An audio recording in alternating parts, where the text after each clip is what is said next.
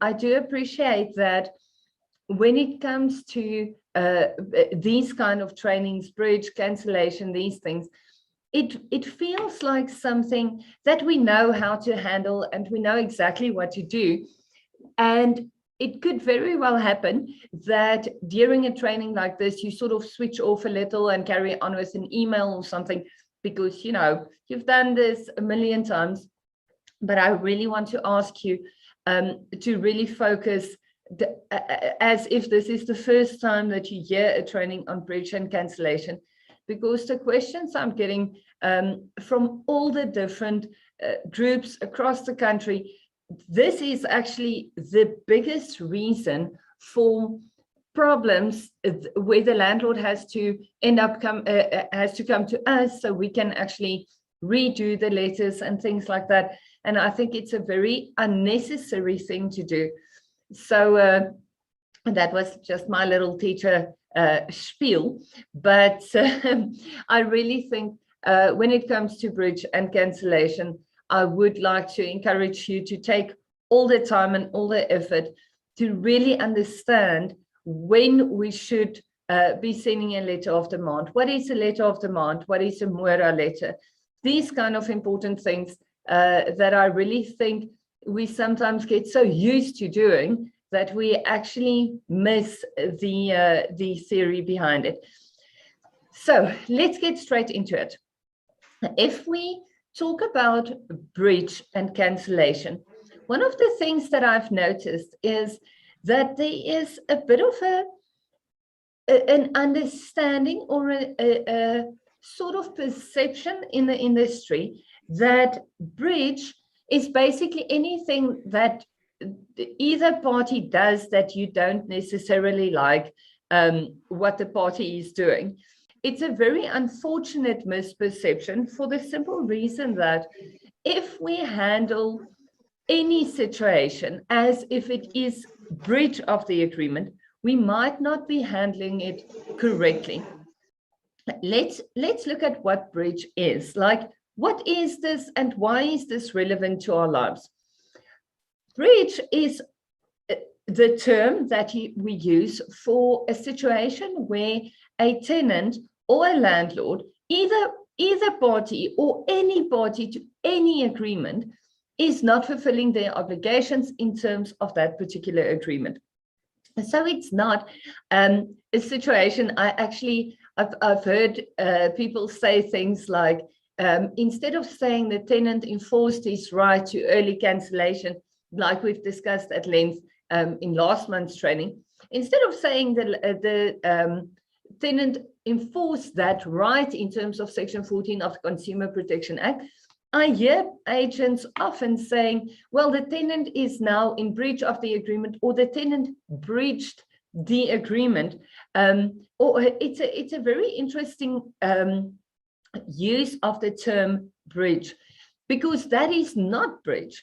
For a tenant or a landlord to enforce a right he has in terms of the lease agreement or in terms of law, for instance, a tenant's right to early cancellation in terms of Section 14 of the CPA, or for that matter, a landlord's right to cancellation of the agreement midterm in terms of Section 453 of the Rental Housing Act, isn't breach of the agreement. That's enforcement of a right. Breach is only when one of the parties are not complying with their obligations in terms of the lease agreement. Then what we need to understand is breach will never, ever in the context of a lease agreement lead to automatic cancellation. What I mean by this is when you have a situation where the tenant is not paying his rent, for instance, the landlord can't just say, okay, I'm coming to collect my keys. The lease agreement's no longer in place. You're not paying your rent. That's not how it works. Or on the opposite side of this, if the landlord, for instance, isn't doing the maintenance, isn't even giving the tenant occupation of the premises, he doesn't want to hand over the keys, that doesn't mean that the contract just disappears and it's gone. It means that there's a party that's in breach of the agreement and we need to deal with the breach. Never lead to automatic cancellation. Even in commercial lease agreements where Section 14 of the CPA will not apply, and the lease agreement says on non-payment of rent, the landlord will have the right to cancel the agreement. This is still not automatic cancellation. We still need to do a letter to cancel that particular agreement. So I think it's very important to be aware of this. Never, ever, ever assume that because one of the parties is in breach, the agreement is now automatically cancelled. Before we can cancel the agreement, the defaulting party has to be placed in mora. Now, mora is the Latin term for default. So I know the party is in default, but what we mean by place him in mora is we need to say, you, Mr. Tenant, are not complying with the terms of the agreement, and you have a certain time to remedy your breach. If you do not remedy your breach, we're going to act on that breach by either cancelling the agreement or compelling you to comply with the terms of the agreement. But none of this can happen automatically. There's always a process behind it. So let's look at a few forms of breach, because what I've seen, especially in rentals, is the forms of breach that we can have is so far and wide that we very often miss a form of breach just because it's not something we see every day. So the most obvious one that we see every single day is non-payment of rent. A tenant that doesn't pay his rent is in breach. He's not anything else. He's just in breach, and we need to act on that breach. Then constant late payment of rent. And what I mean by this is a different form of breach. This is not just not paying rent. This is constantly paying late. So this is the guy that doesn't pay his rent. You send a letter of demand on the 2nd of the month. By day 19, in the case of a CPA lease agreement, in a case where Section 14 of the CPA applies, he pays and you can't cancel. Now, this constant late payment of rent is a form of breach. You can't just do a standard letter of demand to that tenant and say, I've placed you on terms 1 million times. If you do it again, I'm going to cancel. This is a letter that has to be drafted very specifically, pretty close to what I just said we're going to say, but we just need to do it in slightly more legal terms. So in a case like that, you can place him on terms for that particular reason, saying that, Mr. Tenant, you're constantly paying late, and if you do that again, we're going to cancel. We can definitely do that. We're going to have to refer the landlord to us, for instance, so we can do the letter of demand and cancel should the tenant pay late again.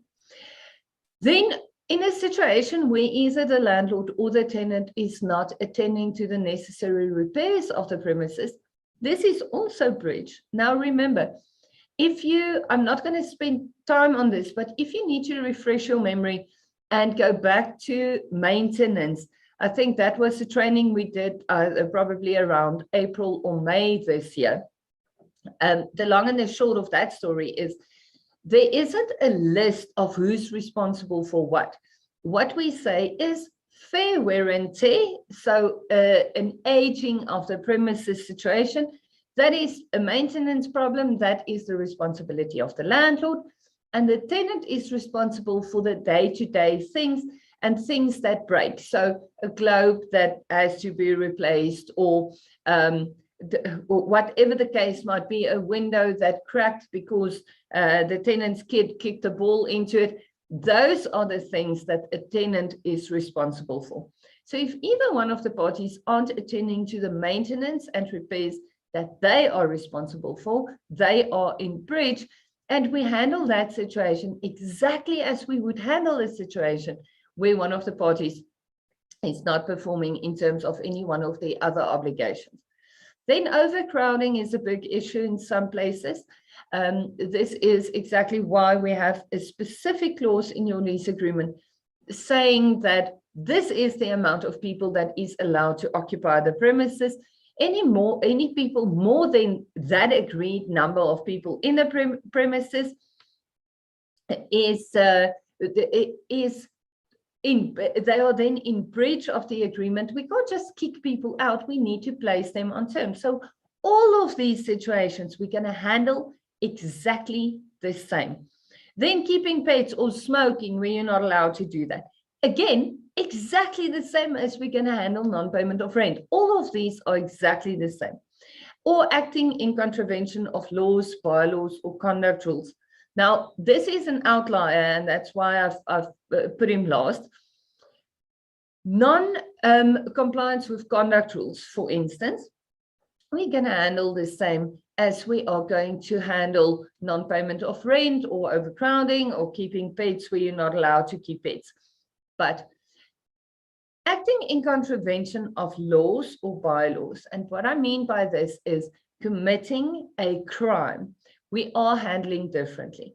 How we are handling this is going to be handled in terms of clause 22 of your lease agreement. So go have a look at clause 22.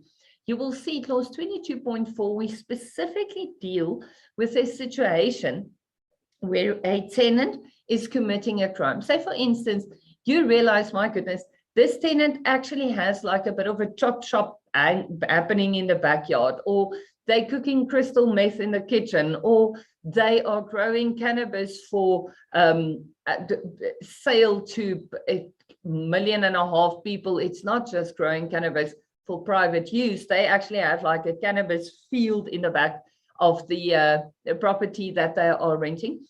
In that case, we do have the right to cancel the agreement immediately. This is a bit of a gray area, but the truth of the matter is we can't expose the landlord, the body corporate, or the neighbors to the risk of exposing them to criminal behavior. And the truth is, if somebody actually is committing a crime, they will probably run and not try and prove in a court that they're not committing a crime. So that's the reason why we have that provision. So that's the only one that we're going to handle slightly differently. We're not going to handle that in terms of clause 23, but we're going to handle that in terms of clause 22 of your lease agreement. So what do we do now that a tenant is in breach? He's in breach, what do we do? The most important thing is to act immediately. Act as soon as the breach occurs. Your lease agreement says rent must be paid and cleared into the landlord's bank account. So if you have a management mandate, and in terms of the definitions, you as the agent also fall under the definition of landlord. So if that money is not paid and cleared into the nominated bank account, which could be yours, the landlord's, whoever's, the nominated bank account in terms of the lease agreement, if it's not there, reflecting cleared by the first of the month, the tenant is in breach. Now, a lot of people now start picking up the phone and calling around and delaying sending a letter of demand. I am the biggest fan of picking up the phone and talking to a tenant. The reason why I'm saying this is, if you look at a month like, let's take August 2021 for an example, it's a crazy month that took off like a freaking rocket, and it is a very quick month, and there's a public holiday, and it's this and that and the other, and COVID and lockdown and vaccinations, and it's absolutely chaos. There is a chance that the tenant didn't realize that it's the end of July and he had to pay his rent.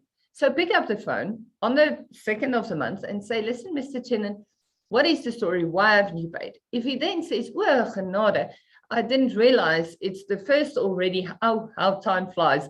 I'll be paying that rent tonight. Fantastic.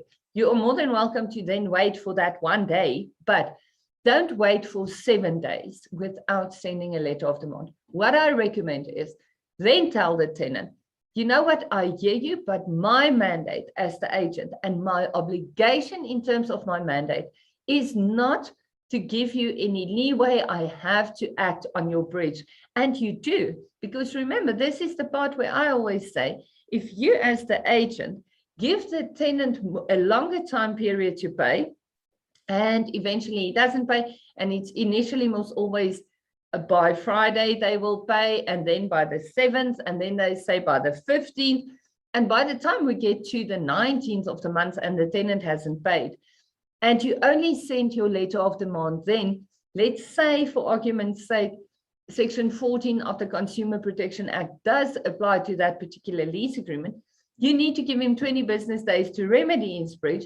And that time period where you gave the tenant time to pay, but you didn't act on the breach, that time period in strict theory is a time period of damages that the landlord would be allowed to claim from you as the agent because you are not fulfilling your mandate. This is scary, but I need you to appreciate that. So if the tenant says by the 2nd, I'll pay tonight, fair enough. You are more than welcome to wait. But then by the 3rd of the month, if that money is not in your account, I would suggest pick up the phone again and say, Mr. Tenant, I hear you. I have to act on this breach. I am going to send a letter of demand. You have 20 business days to remedy your breach. So if you're anyway going to pay by tomorrow, cool, but then the letter is out and your 20 business days time period is at least starting to run and you are fulfilling your mandate. So issue your letter of demand as quickly as you can. Why I'm laughing is the term letter of demand is actually such an interesting thing because actually we have two separate kind of letters. We have a letter of demand. Your letter of demand simply says, you owe me money. You need to pay that. If you don't, I am going to issue summons and collect this money from you in any which way I have to.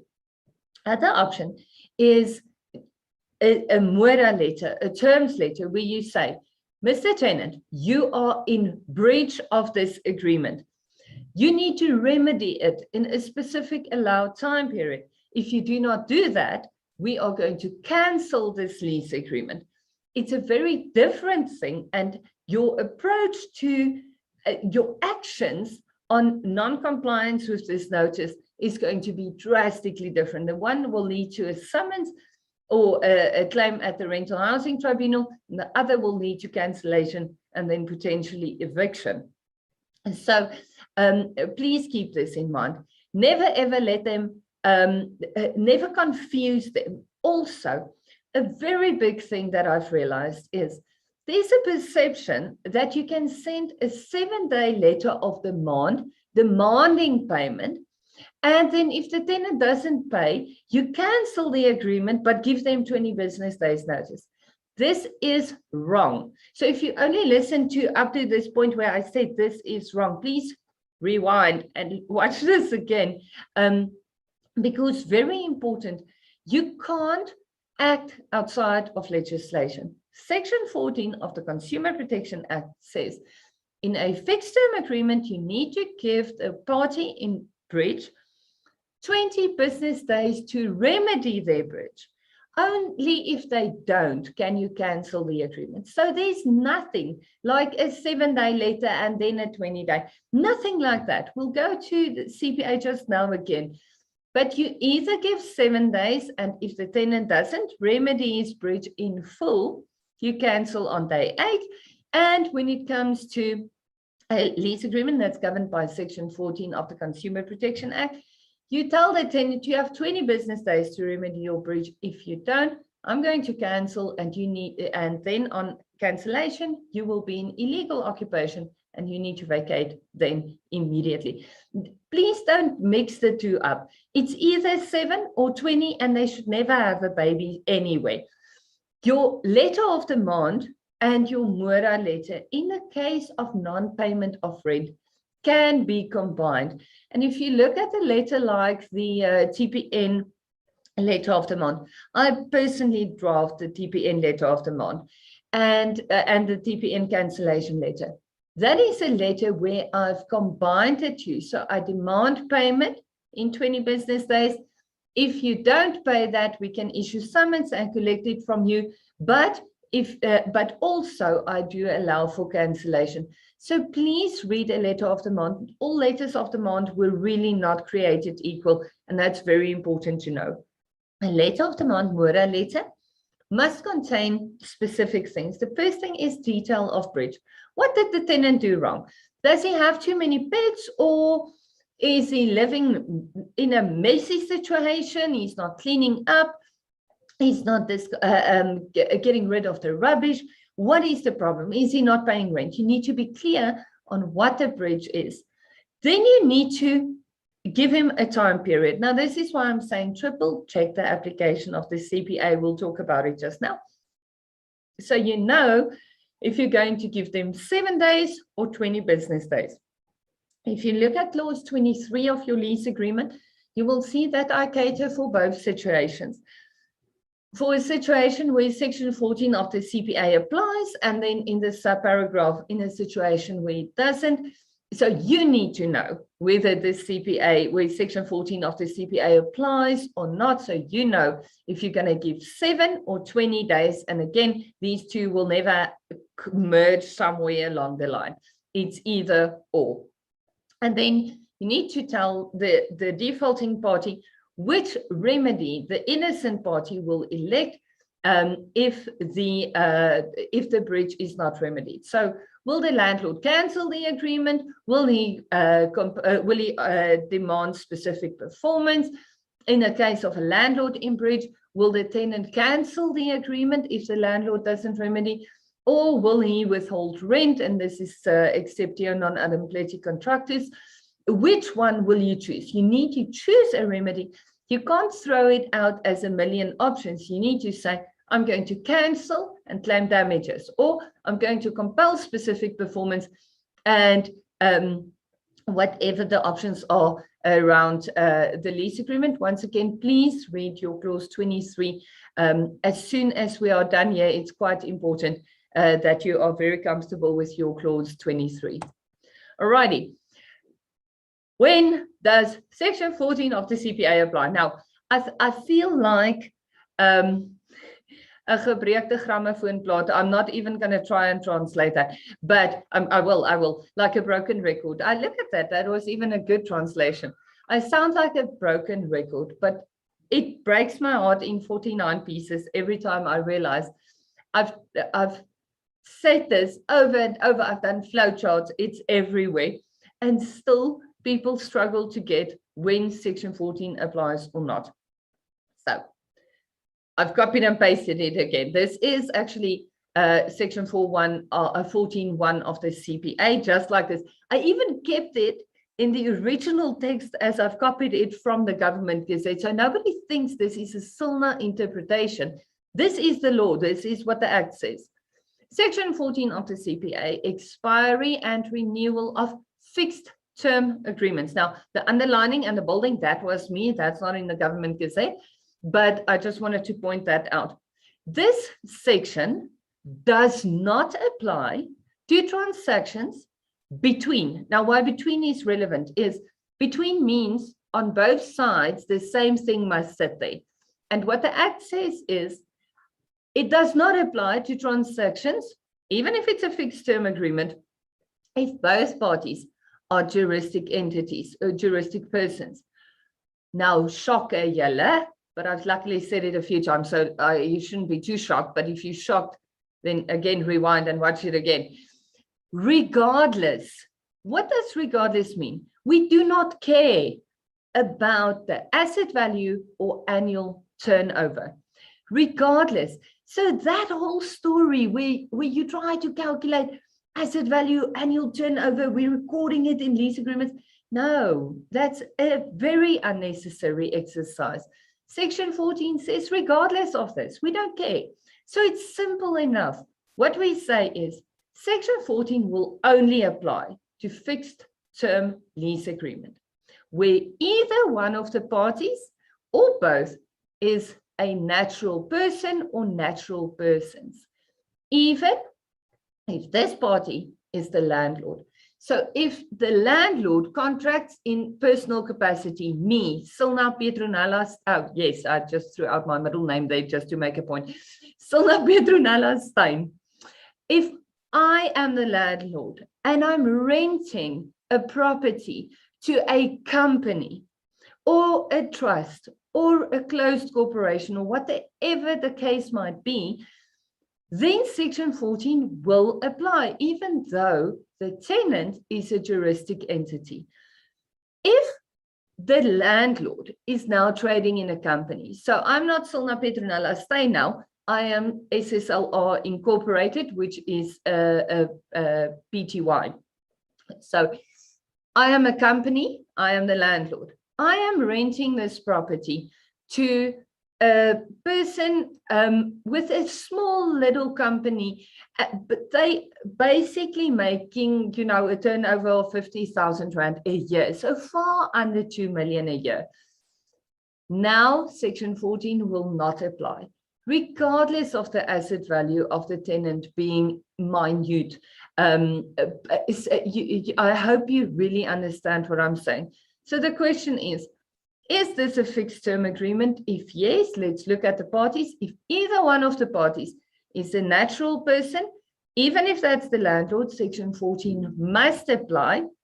And if you trade with juristic entities, we don't care about their asset value or annual turnover, no need to even record that in your lease.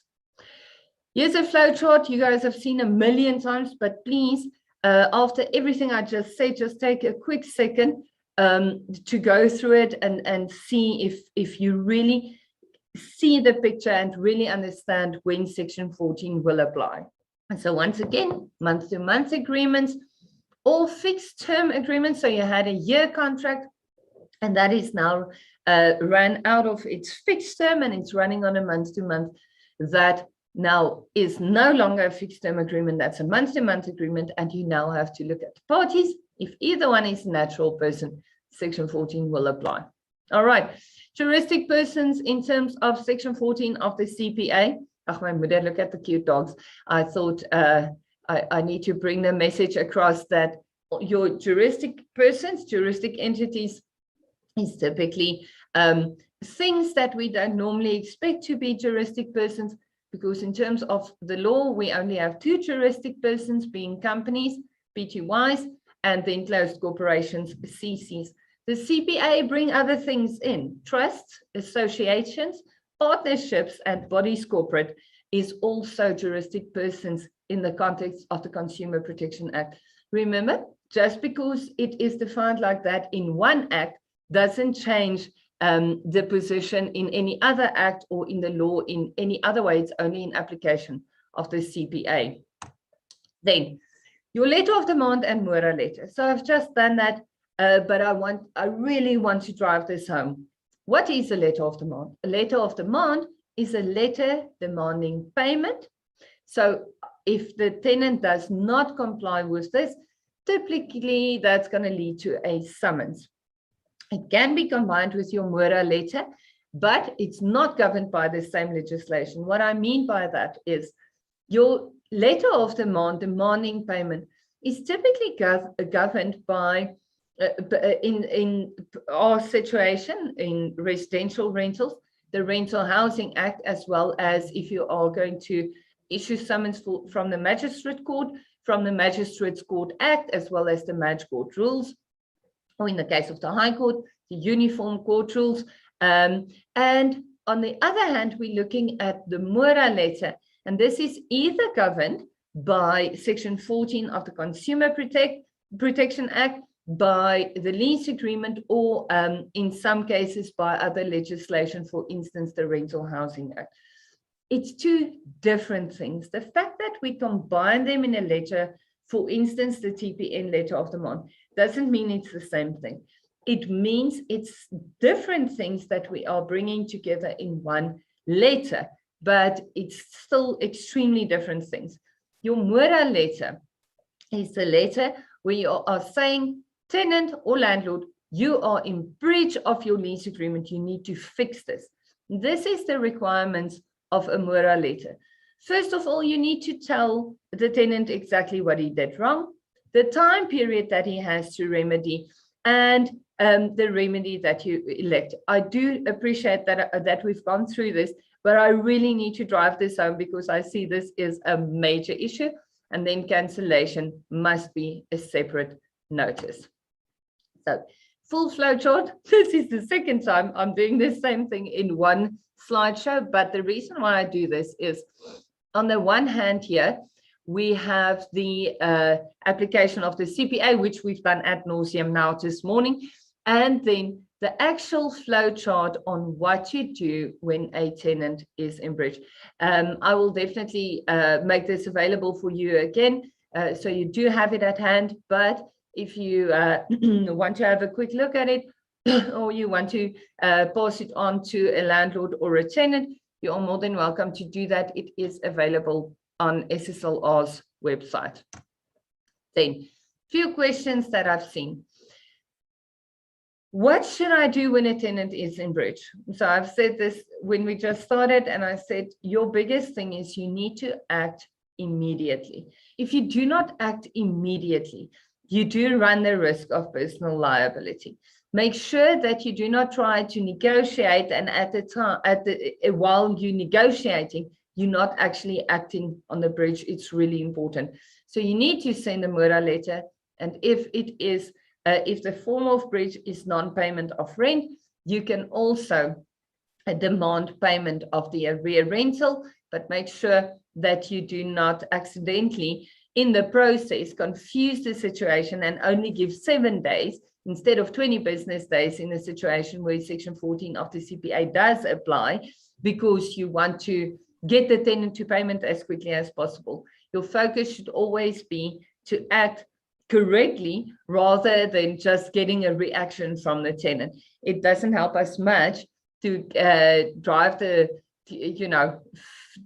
amazing fear into the tenant, but at the same time we end up with a situation where we can't cancel correctly.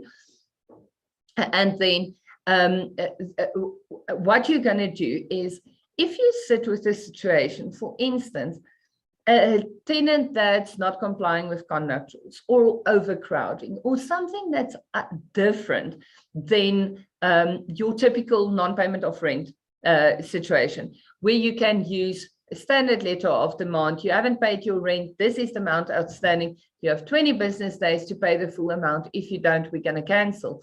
If it's something other than that, please don't try to make it work.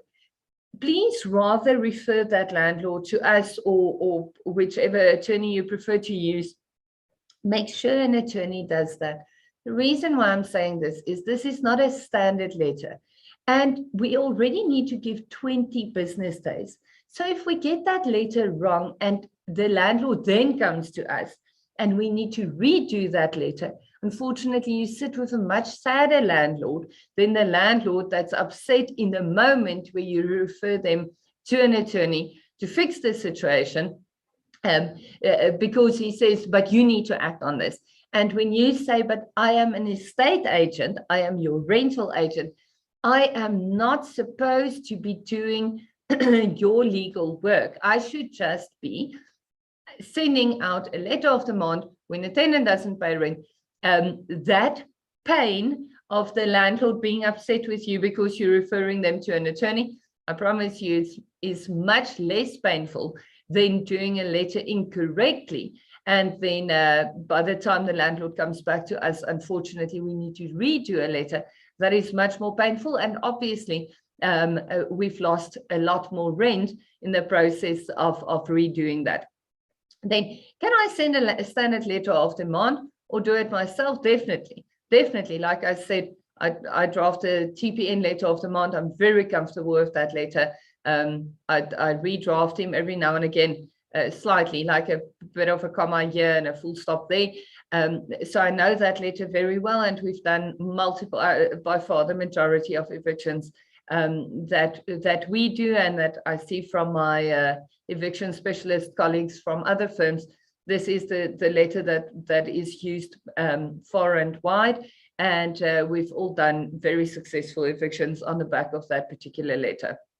But if you do it yourself or you use another standard letter of demand, please make sure that it is done correctly. Now, I know for you, you do have letters on your system, and those letters are obviously based either on the TPN leaseback or on the TPN letter of demand, or I did it for you. So I'm more than happy for you to use that, but just make sure that it's 100% correct. What I want to say on that is also, please remember that the time period, the 7 days or 20 business days, you need to make that decision, and you need to base that on this training that I've basically repeated the same thing twice on application of the CPA. 7 days or 20 business days. It can't be both, and you need to know when to use which one. Then, how long must I give a tenant to vacate when you cancel the agreement? Before I answer that question, I first want to say, remember, civil way of counting means we need to count the first day out and the last day in, which means you're not going to count the day that you send the letter of demand. You're going to count from the next day, and you're going to include the last day. What I mean by that is, if you send a 7-day letter of demand today, you're going to count day 1 tomorrow, and you're going to count 7 calendar days. So you're not going to skip public holidays or weekends. You're going to count 1, 2, 3, 4, 5, 6, 7 straight on the calendar. You're going to cancel that agreement on day 8. In the case of section 14 of the CPA, 20 business days, please guys, mark your public holidays as big as you can on your calendar. Remember, you're not counting Saturdays, Sundays, and public holidays. So if you send your letter of demand today, you're going to count from tomorrow as day 1. You're going to skip public holidays, and you're going to skip Saturdays and Sundays. When you reach day 20, you're going to sit tight. You're only going to cancel that agreement on day 21. If you cancel prematurely, your cancellation is not just defective, but you also expose the landlord to the risk of repudiation, meaning that he now communicated that he will no longer be bound by the terms of the agreement. The tenant can accept that repudiation and then claim damages from the landlord. You do not want to be in a position like that. So make sure you count your days properly and avoid premature cancellation. Then, when you get to cancellation, how long must you give a tenant to vacate the premises? No time at all. I've heard the weirdest things, guys. I've heard people say, but you do give this 7 days and then 20 to vacate, or 20 business days and then on cancellation, 20 to vacate. I've heard the absolute weirdest things. There is absolutely no legal requirement for a time period to vacate once you've cancelled. Cancellation of a lease agreement renders the tenant's occupation illegal immediately, because the contract is the basis from which the tenant gets his right of occupation. So the moment we take that contract away, the tenant no longer has the right to occupy the premises. Suddenly it changes from a tenant to an illegal occupant. Now you need to demand that he vacates immediately. If it feels a little hard, I hear you, but the tenant already had 20 business days to remedy his breach. So if he didn't want it to be evicted, or if he didn't want to vacate the premises, he had to pay his rent. That's unfortunately the harsh reality of this. Even if it was 7 days, on cancellation, you demand that the tenant vacate the premises immediately. If you give him time to vacate, you create a new right of occupation, which we might have to cancel first before we can commence eviction. I promise you the landlord's going to be a very, very sad panda if that happens. So please make sure you demand that they vacate immediately. What should I do when the landlord is in breach? So he's not doing maintenance or what's happening there. Please remember, as an agent, you are mandated as a rental agent by the landlord. I mean, few and far between, you might be mandated by the tenant, but I can't see a situation really in our law or in our South African property context that would be the case. And so you are mandated by the landlord. Please make sure that you do not advise a tenant to act against the party that you are mandated by. Why? That is a conflict of interest, and it is unprofessional conduct, unfortunately. So you are welcome in a situation where the tenant says, you know what, the ceiling's coming down, the electricity is not working. direct them to clause 24 of your lease agreement and say, you do have a right to act against the landlord. Don't cancel in terms of section 14 of the CPA in terms of clause 21 of your lease agreement. Go have a read through clause 24 and get legal advice so you can act against the landlord. Don't act against your own client. It's a very risky situation.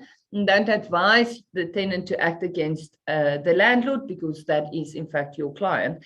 So what the tenant can do, he can't just stop paying rent because the maintenance is not being done.